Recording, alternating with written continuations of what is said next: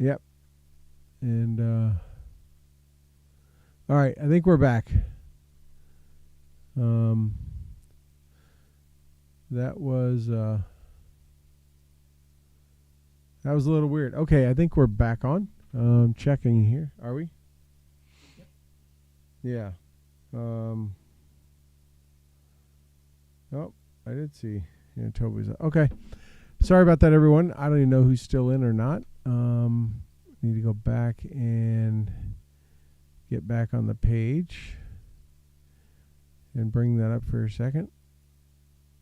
So my computer, here we go, just crashed.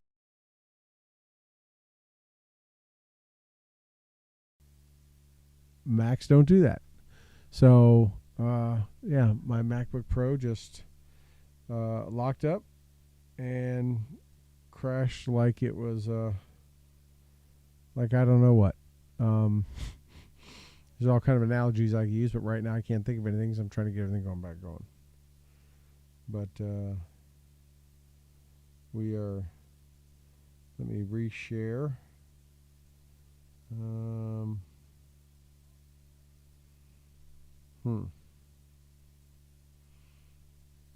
Trying to find our post here so I can reshare here. Let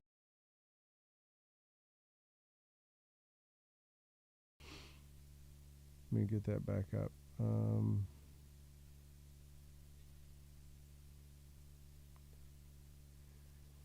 Okay.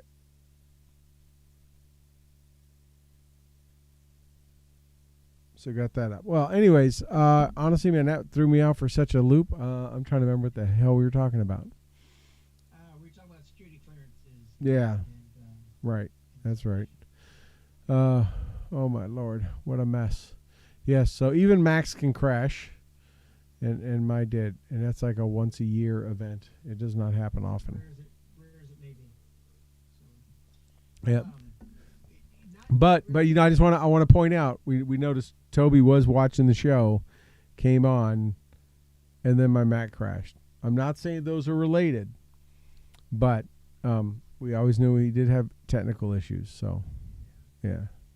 Yeah, not really security related, but Facebook did announce that they're letting Trump back on Facebook and Instagram. They are. And of course, you can imagine the meltdown that caused. Now, Trump's very invested in his own social media platform, so I don't know as to what extent he'll use some of these other platforms. I think as elections and stuff get closer,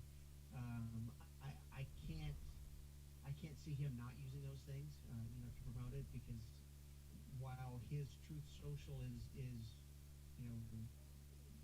made quite the impact, it still doesn't get to everybody. And so I think you will see, it may not be him, but you will see his team start to use some of those other tools, Facebook, Instagram, Twitter. Maybe even see him back on Twitter. So. Yeah, that was. What do you think caused? What do you think is the Twitter files caused that, or do you think that they're looking for some extra revenue? I think it's probably revenue based. If I yeah. Make a bet. I think they figured 2 years. The video I watched earlier today, they talked about it was a 2-year ban. Now, I never heard any time limits put on any of that when they originally banned him, from all social media. I never heard it was a 2-year, 5-year, anything like that. But the video I watched today, they kept saying that it was 2 years is up, and he's going to be back on the platform. Even Schiff, the liar that he is, took to the one social media platform of all that he shouldn't be on, and that is TikTok. He did. To complain about Trump being back on social media. So a Chinese-owned application that has been proven that they collect information that they shouldn't be, Schiff chooses that platform to voice his grievances. I thought that was interesting, an interesting take. Yeah, that was. I did see him on that today, and I thought it was weird. I saw a quick snippet that he was on TikTok announcing his Senate candidacy and complaining about Trump getting back on. But yeah, that was. It wasn't a government device he was using because it's supposed to be banned on government devices. Hope not, but it's not like if he does, something's going to happen to him. Right. That's for sure. But yeah. Another news that hit today that really did not get a lot of attention, that I don't think, was and of course in true fashion, because the Democrats love to don't really care about operational security, which we found after the Bin Laden hit and everything else. Apparently, SEAL Team 6, the actual SEAL Team 6 today, took out a key ISIS member and 10 of his henchmen, I guess, or whatever, in Somalia. Major enemy hit Bilal al-Sudani, and it says 10 operatives, which means they were just the 10 poor bastards that were his security detail. Were taken out today, apparently by SEAL Team, not just the SEALs, not just special operations. When they drop that kind of stuff, it's people are wanting to get headlines and bring that attention on. Now, obviously, it could have been anyone. They could have left it at that. They don't have to name the branch, but no doubt there'll be a couple of books coming out of this one. So we'll see. But yeah, that was. I mean, it's granted the wars have been going on for a long time, and I guess officially there's no us to go take out bad dudes wherever we can, whenever we can. So I guess we went to Somalia, which really isn't a sovereign country by having a government or whatever. We do have forces down there, but hey, we went and took them out. And any day we take out some tangos is a good day. I don't think there's any shortage of bad dudes on the planet. So no, not at all. The more they could take out, the better. So yep. I wish there were a shortage. Yeah, I wish they were hard to find. Yes. Yeah, I did see that. I wanted to kind of circle back and get your take on something you'd mentioned earlier, and that was the tanks going into Ukraine and where you see this going. Because as soon as I heard that, there were a couple of things that came to mind. How are these individuals going to be trained to use them? Because I'm sure there's some similarities between the different nation states and the tanks, but there's some unique things within the M1. And so how are they going to train, and how is this going to escalate things, right? Are we going to see, as they've said we would not, and that's American troops in Ukraine? So I wanted to kind of get your take on that. Well, I've been around a lot of M1 tanks and have served with them in combat and everything, and had been in battalions that we had M1s, and enough friends that have were tank crewmen, 19 kilos, that they're not something that you just give watch a YouTube video on and know how to operate and function. Now it's very possible that they could go through training in Grafenwehr somewhere in Germany and learn up on them and spin up on them and then railhead them over to Ukraine. But those things are not easy to maintain and sustain. I mean, they have big turbine, gas engines, and they burn. Yeah, they burn about just any kind of fuel you can put in them. They're like most American weapon systems versus Soviet bloc. Our weapon systems of any kind, personal vehicles, whatever, usually they're much more accurate. They're much more sustainable. And efficient. They just usually means they have less tolerance for things, and they require a lot more maintenance and maintaining and cleaning and taking care of and that kind of stuff.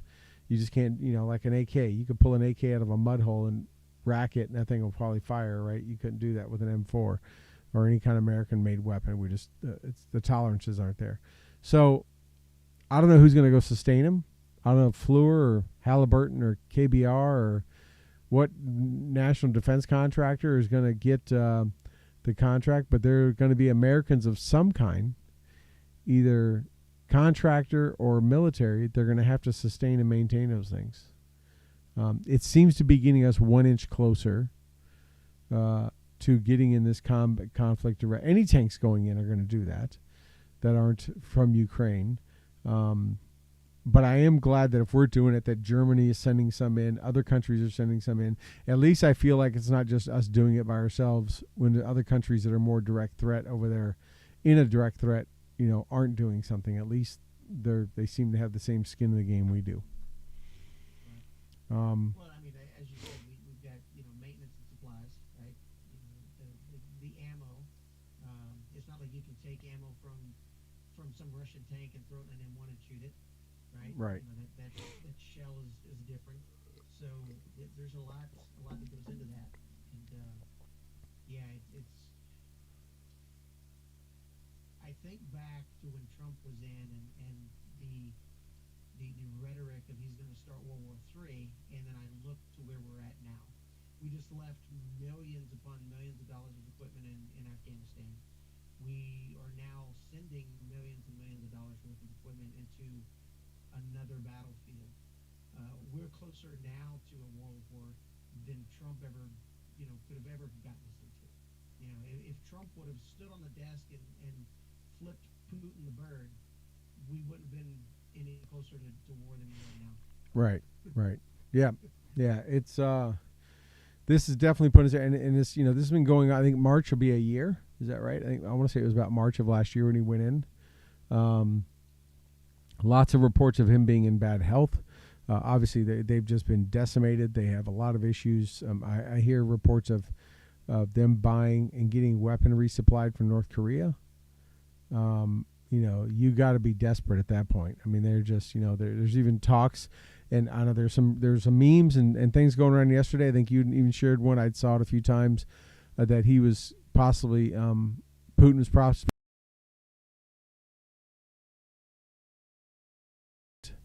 that we left behind when we so disgracefully evacuated from Afghanistan, in 2021. So it'll be it'll be interesting if that's true. He's going to get some Humvees and MRAPs and a whole bunch of M4s. Same thing. They require a lot of maintenance. I think as the Taliban found out with our Blackhawks, they go crash if you don't take care of them and know what you're doing. So I don't know what he's buying, but I don't think it's going to be anything of great threat, because I'm sure probably half the shit we left is already broke down on the side of some dirt road, or is being used as a temporary housing by Afghan families at this point from what we left over a year ago. There's no way anything that requires maintenance and care and feeding over there is having that done. It's just they probably shoot the M4s until they get so dirty and dusty that it doesn't operate, and then they throw it off and grab another one because we left so many thousands of them over there. But yeah, so we'll see what happens with these M1s, but I'm sure they're not our latest greatest M1A2. They're probably like M1A1s. Yeah.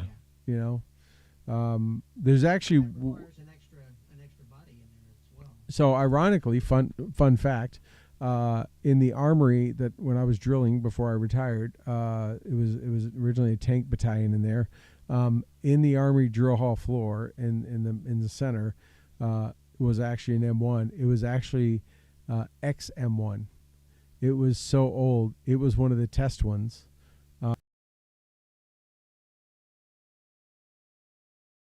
Early generation that they probably handed down.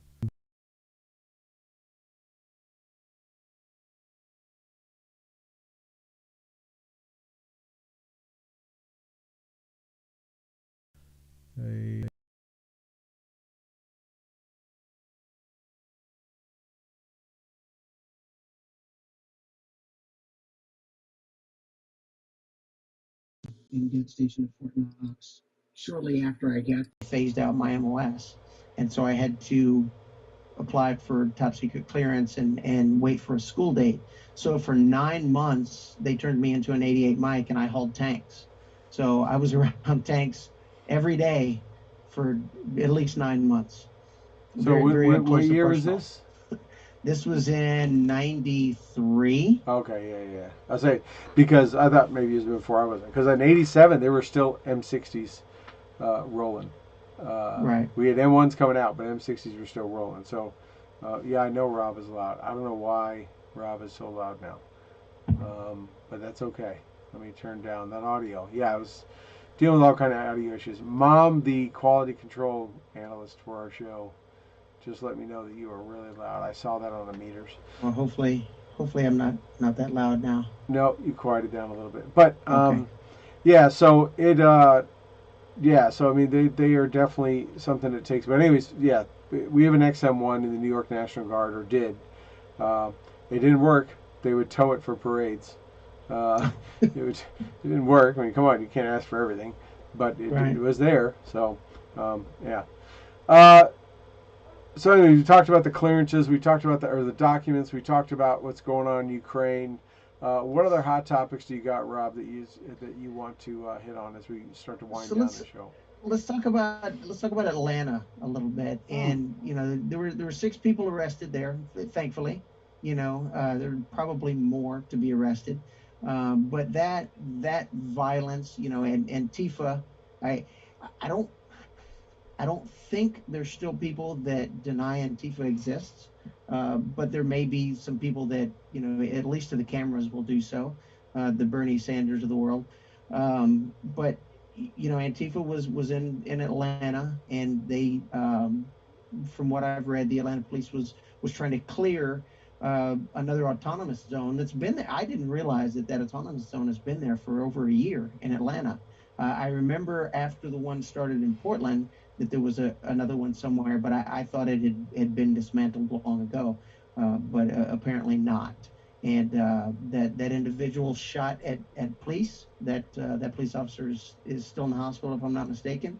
The police retaliated, and the individual who did the shooting was killed.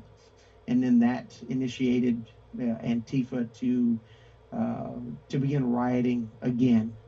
You know, so some beginnings of a repeat from their previous terrorism. Now the 6 that were arrested are being charged with domestic terrorism, which is good. So hopefully they make some more arrests and get some charges out of that.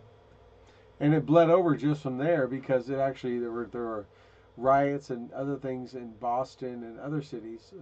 Even a I don't know son or daughter, whatever it was, of a Massachusetts Democratic congresswoman was arrested for assaulting a cop, resisting arrest, and all that stuff. Of course, already released, but Right. that was in Yeah. Boston for The individual defacing. was transgender, so I don't know. I don't know. I don't know which way it swings on what day, but yeah, Yeah. it Yeah.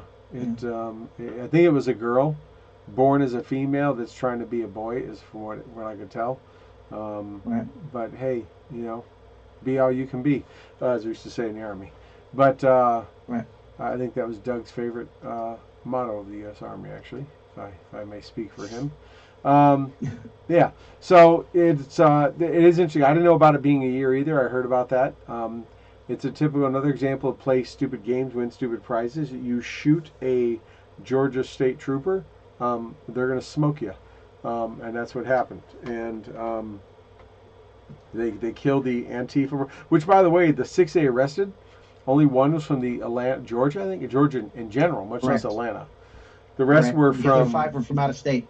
yeah, Washington. Kenny Bunkport, Maine was one of them. From That individual was already out on bail from a previous assault.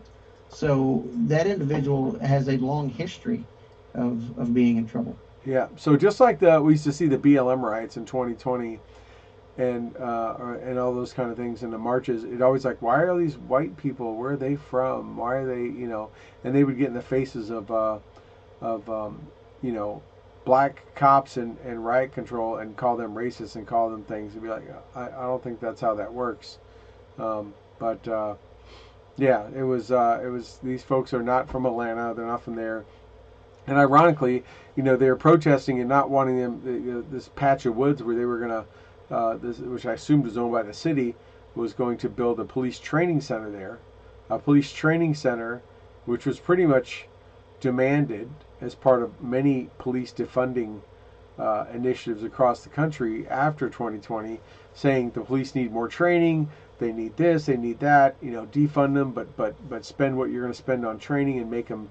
But well, here we go. They were trying to do that. They were trying to build a training facility, and you're climbing yourself up in the trees to keep them from tearing it down or putting up tents and all that kind of stuff. And again, that's fine. You can peacefully protest and do all that kind of stuff. But it's when you shoot at a cop, you've kind of taken it to the next level.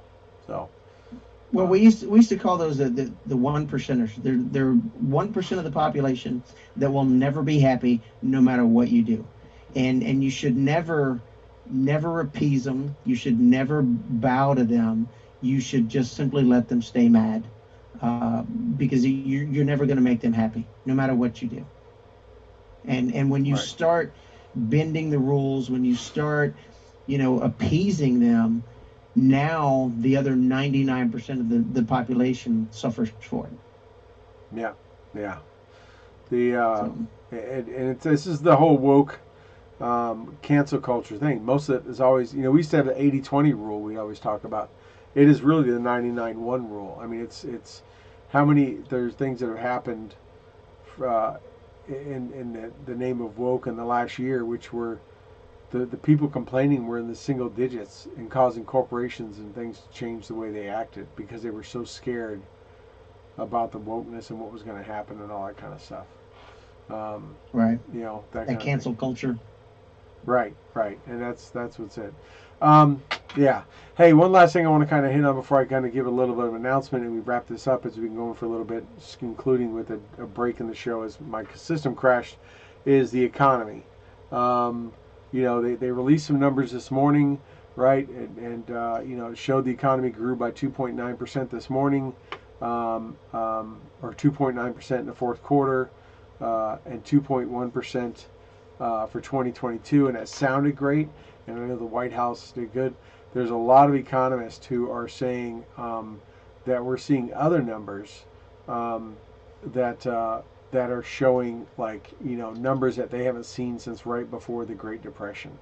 One of those, which I think could be a false number, and I'm not an economist, I don't play one on TV, but is that residential investment, which means the buying of homes, fell off 26.7%. As they said, fell off a cliff, unable to afford home prices. One is, I think that number's kind of, it was probably a valid drop, but I think it was too high as the housing market has been just way overinflated for a while. I think all know it's a great time in the last couple of years to be selling a house, not having to buy one. So, it doesn't surprise me it dropped over 26% in Q4 because with the interest rates were down next to nothing and the overinflated housing market, they were way over. So now that now interest rates are going back up, people can't buy. Obviously, with inflation and with everything else, the dollar doesn't go as far. They can't afford as much house. So that fell off a lot. And also the inventories, also have fallen, and the existing inventory, the products that make products and that kind of stuff is dropping way off. And they're saying that the experts are saying that you are these are all signs that they haven't seen since before the Great Depression, which is a pretty scary thought. Yeah. Well, when you look especially in the tech industry, you're in that as well as I am. Google, Facebook, Meta, whatever you want to call it, they're laying off people, right? Thousands. I think it's something like 70,000 people over the last year, which it's kind of ironic that Musk took over Twitter, laid off a bunch of people. Twitter hasn't lost a step. Everybody was outraged, and Facebook, Google, Meta, etc., lay off people, and there's no outrage. Oh, right? Have you seen the layoffs over the last couple of weeks? Google was 13,000, Microsoft was 10,000. That was last week. All these others. Yeah, there's the logo sheet is huge of companies that have done massive layoffs in the last of all type, IT, not IT, whatever, banking, all that kind of stuff. Yeah, the biggest thing, the real scary thing that they haven't seen since 1932 is what they call real disposable income, right? Which is essentially people's savings, right? That fell over $1 trillion in 2022. So over $1 trillion of what disposable, what people had in savings, that their backup, their what they held for a rainy day, has dropped over $1 trillion because people are having to pay more for everything from eggs to you name it, right? Cars, credit card debt, interest rates are climbing, all that kind of stuff. So a $1 trillion drop in 1 year is really what's giving people a lot. It's really fallen. It's really give the analysts a lot of concern. Savings have dropped to pre-2009 levels. And it just means people don't have as much there for those rainy days. And guess what? Those rainy days happen when you're one of thousands that get let go and get laid off and lose your job. My 401k is taking a pounding like a redheaded stepchild. I mean, it's just getting completely beat up. Yeah, you can't. It reminds me of 2008 when I would talk to my financial advisor and they'd be like, "Don't even open it. Just shred it or burn it. Don't even look at your your investment savings statements." They were just like, "It's you just get so mad." And it definitely has been like that. As I watched it through last year and I watched what was happening, it literally is sickening to watch your savings and all that stuff just get wiped out. But yeah. Hey, my wife and I went to the grocery store. It walked out with like 10 items, just 10 items, and couldn't believe what we spent. So the big thing is eggs right now because of the bird flu and killing off chicken. What are eggs right now down in your neck of the woods? Do you know? I didn't look at the receipt as far as the individual items. We did buy eggs, but it's ridiculous. Because you're like in the area of chickens, like a lot of chickens in Arkansas. A lot of chickens come from Arkansas. Yeah. Tyson, I think Tyson headquarters. Tyson is headquartered up in northwest Arkansas. Yeah. Yeah. But it's obviously that it's whether it's toilet paper, or chickens, or the price of beef, or not chickens but eggs. It's always something, right? That seems to swing one way or another. But this one all seems to be because of just they've had to kill off a bunch of chickens because of avian flu, which is sad because the price of wings, we like our wings in Buffalo. The price of wings jumped up terrible last year, doubled pretty much in price to buy them, like at a wing place or whatever. And it was then because they couldn't get anyone to come work in the chicken factories, and they had to pay so much more, and it caused the prices to go up. They couldn't get workers in there. So I was always hoping. They always kept saying too. These bars and restaurants around here that are really known for their wings were like, this is only temporary. We expect it's going to go back down on some. I don't see that happening now because now there's no chickens to make wings out of, right? They're killing them all off. So it's probably just going to get worse. So enjoy those wings when you go out and get some in a restaurant, I guess. So all right. Yeah. Hey, we're going to get wrapped up for the night. I just wanted to kind of give people a heads up. Let me see. I don't know who we have still live. We have a few. I see Paul on. Hey Paul, how you doing? We're going to be making a change to the show. Actually, I had a long talk with Toby today, which didn't surprise me. He was on earlier. We talked for a while and talked about the show, and I've been talking to Rob and Doug about this. But going forward, probably going to see a format change in the show.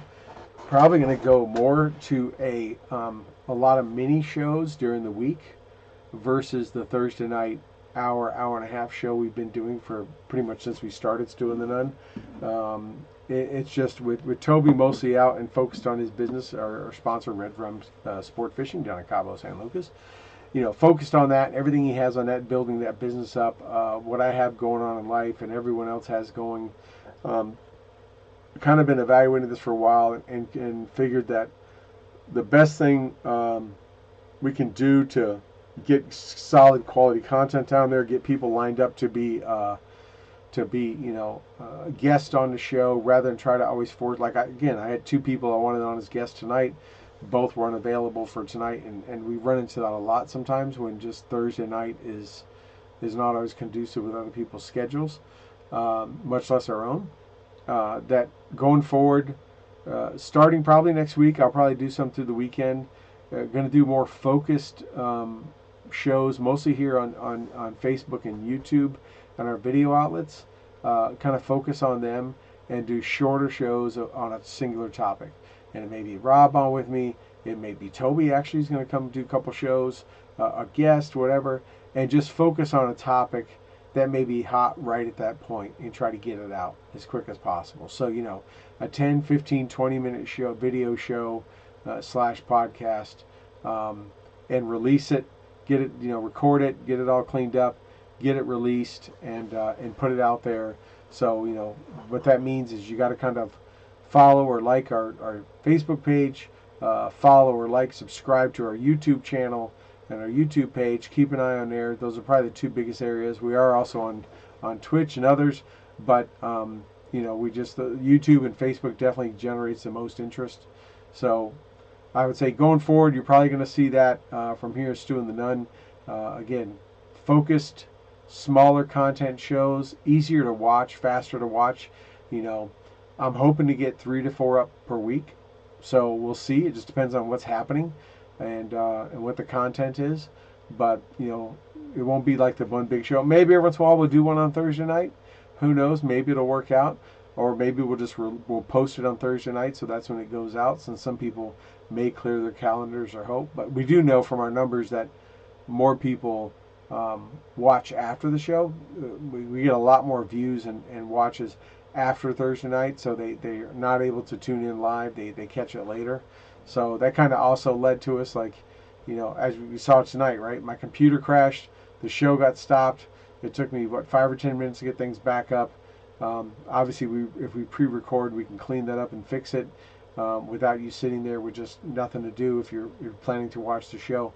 So it'll help with that, and help with technical issues, and just maybe give you smaller things to watch and listen to through the week. So hopefully people like it and they'll still tune in. Better, more people will tune in and like it is kind of our goal, and make life easier on all of us. So I want to kind of put that out there tonight.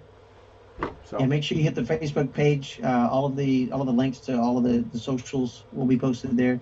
YouTube, Instagram, Stu and the Nunn page, Twitter. All the links will be on the Facebook page. Yeah, absolutely. So please stay tuned. That's the best way. Keep an eye on those pages. Like them. I think in Facebook you can make them like a favorite or something like that. I forget how they call it in Facebook now. But you can get those alerts right at the top of your notifications when something comes out on the page. We'd like you to do that so you can stay up to date. But and we'll probably try to do better on putting up more social media posts and pointing to those things when they get up there. That way, it'll hopefully pop up on your feed and let you know that they're there. And again, if you're not on Facebook or don't want to, you can always go watch it on YouTube. Everything posts up there too. So definitely do that also. You can always hit there. And actually, I think the video is probably a little bit better, to be honest. From what it looks like, the video always seems to come through a little bit clearer, and everything on there. So with that being said and done, I think we will call it quits for tonight, Rob. All right, sir. All right. Well, thank you everyone for joining. Stu and the Nunn, obviously, I got to fix the audio or the bumpers and all that stuff, and they always talk about Thursday, 8 o'clock. I'll get there as time allows. But, just tune in, and thank you guys so much, and keep an eye. We'll see you guys next time we put up a show.